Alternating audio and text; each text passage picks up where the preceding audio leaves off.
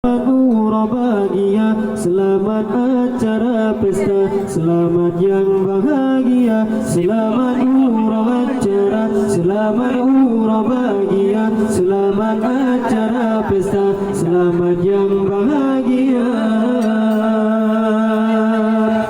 Dua pengantin ibarat putra dan raja, dua tersanding dengan penuh bahagia, saling tatapan dengan wajah penuh aura, nikmati lagi yang diberi kepada gambar.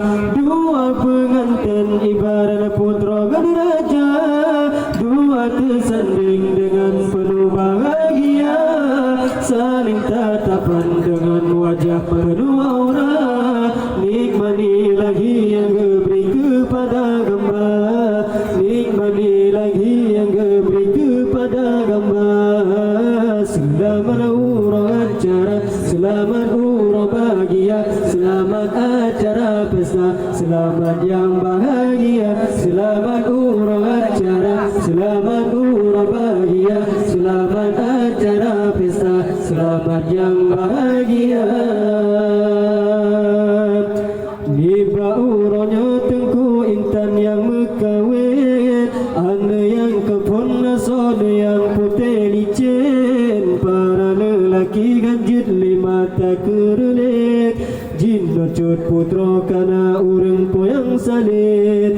Niba uronya tengku intan yang mekawin, ane yang kepon nasone yang putih licin, para lelaki ganjit lima tak kerelik, jin nocut putra kana urang poyang salit, jin nocut putra kana urang poyang salit. Selamat acara, selamat bahagia, selamat acara pesta, selamat yang bahagia, selamat acara, selamat bahagia, selamat acara pesta, selamat yang bahagia.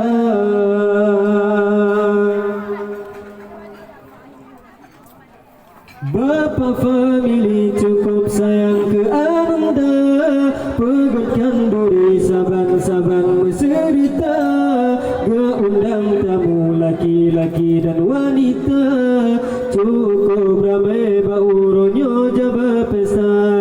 Bapa family cukup sayang ke anda, pegatkan duri saban-saban berserita, undang tamu laki-laki dan wanita, cukup ramai bauronyo jaba pesta, cukup ramai bauronyo jaba pesta.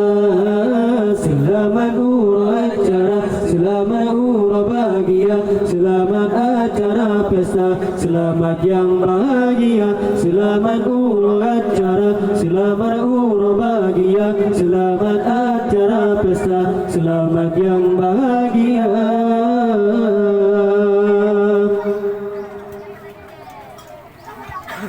Wajah itu baru sangat mempesona, di saat senyum semua orang terbalena, dapat berubah ke segala suasana. Jangan pandang lama nanti jatuh cinta. Wajah itu baru sangat mempesona, di saat senyum semua orang terbalena, dapat berubah ke segala suasana. Jangan pandang lama nanti jatuh cinta, jangan pandang lama nanti jatuh cinta.